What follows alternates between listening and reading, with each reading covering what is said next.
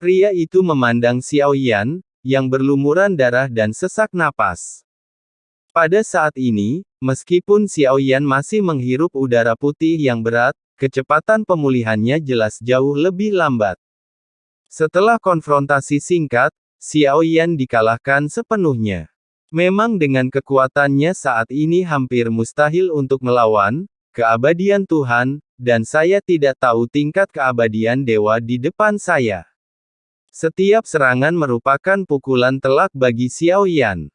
Pria itu mengulurkan telapak tangannya dari udara, kelima jari itu sepertinya mencubit Xiao Yan di udara. Tubuh Xiao Yan terguncang, seluruh badan langsung diremas, jadilah orang pertama yang mengeluarkan seteguk darah, seluruh tubuh fisik mulai berubah bentuk secara bertahap.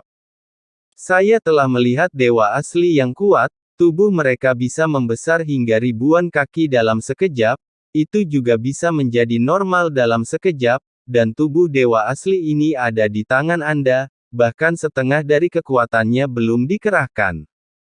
Pria itu memandang Xiao Yan dengan jijik dan berkata dengan sinis.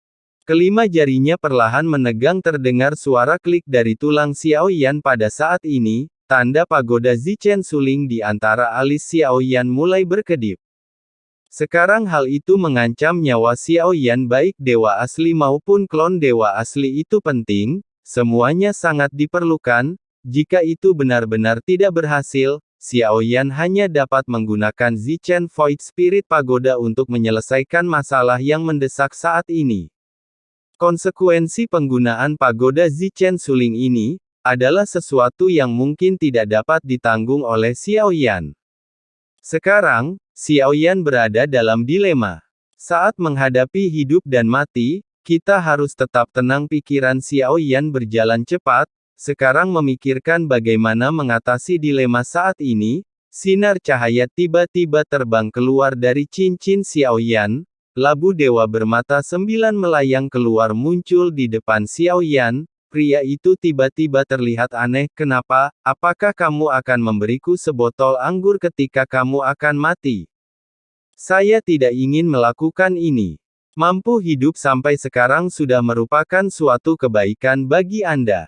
Hidup ada awal dan akhir, yang kuat memakan yang lemah adalah hukum langit dan bumi. Salahkan saja kamu karena terlalu lemah. Jangan salahkan aku karena kejam. Pria itu cukup bingung ketika dia melihat labu ilahi bermata 9 tidak menunjukkan reaksi.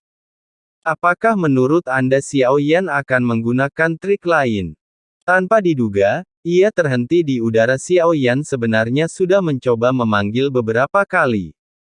Tapi setelah labu ilahi bermata 9 sedikit bergetar, tapi tidak ada jawaban. Setelah beberapa saat, sebuah pemikiran muncul untuk menanggapi Xiao Yan.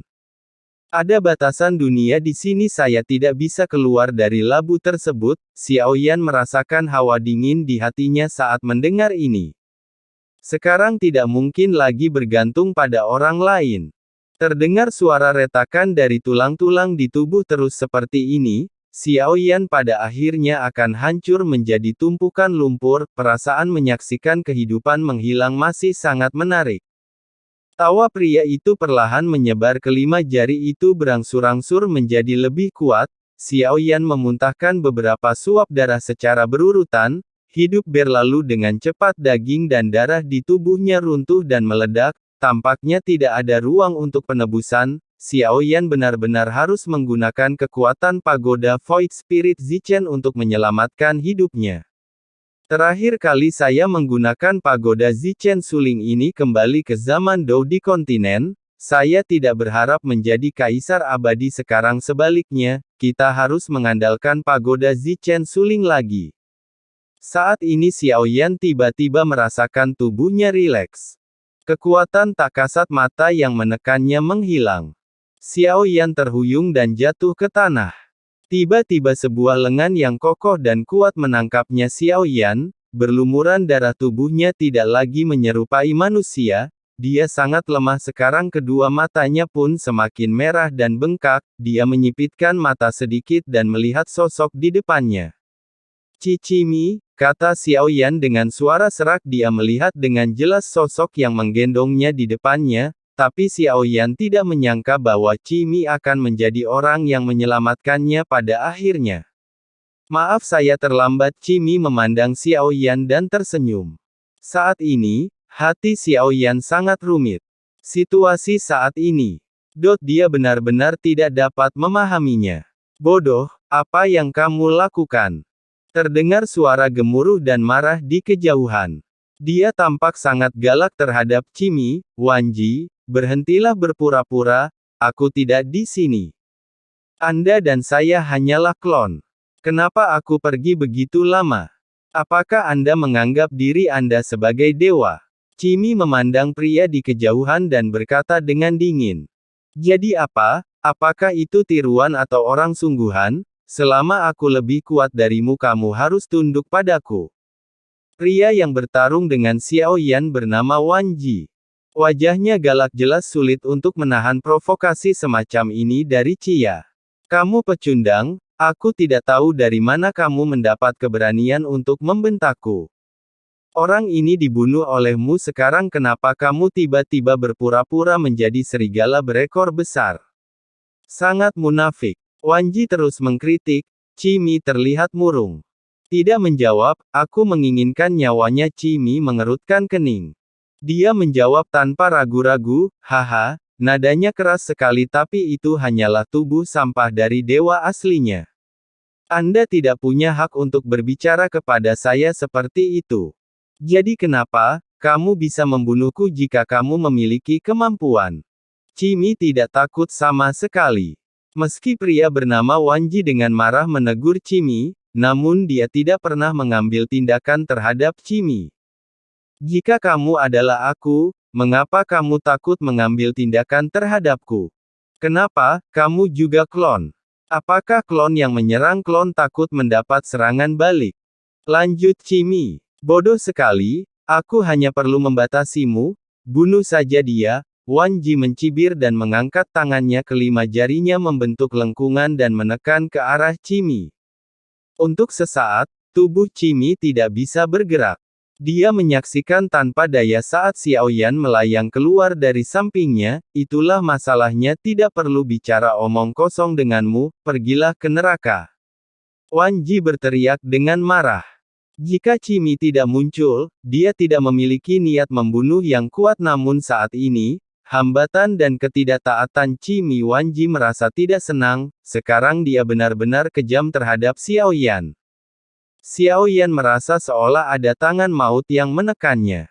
Namun pada saat ini Xiaoyan sepertinya tiba-tiba teringat sesuatu, kehendak makhluk abadi dan iblis memberiku keberuntungan 3 kali lipat. Aku ingin tahu apakah itu akan berguna. Petik 2. Tiba-tiba Xiaoyan memikirkan sesuatu di benaknya. Sekadar merasakan keberuntungan yang datang dari kehendak makhluk abadi dan iblis, Wanji mengangkat tangannya dan menekannya dengan kuat ke arah Xiaoyan. Telapak tangan ini sepertinya langsung memukuli Xiaoyan, yang berada di ujung kekuatannya, menjadi pasta daging. Dia tidak mengira Xiaoyan bisa menahan serangan seperti itu sekarang. Bang! Tubuh Xiaoyan melesat sebagai respons. Jatuh ke tanah lagi, sebuah lubang besar dibuat, dan asap serta debu tiba-tiba menyebar kemana-mana. Saat ini Wanji melihat ke arah Qimi, ada kemarahan di mata dan ekspresi kebingungan. Sebaiknya kau memberiku penjelasan yang masuk akal mengapa mengkhianatiku. Wanji menatap Qimi dengan mata dingin. Mata yang terakhir tampak acuh tak acuh. Kamu dan aku sama-sama klon, semua orang di sini memancarkan fluktuasi aura yang sama, seperti Anda semuanya adalah tiruan. Anda ini membuat Anda berpikir bahwa Anda adalah diri yang sebenarnya. Kalau aku tetap di sini, saya khawatir semuanya akan berakhir seperti mereka. Anda juga akan menghapus keinginan Anda, yang merupakan pemikiran yang indah. Petik 2.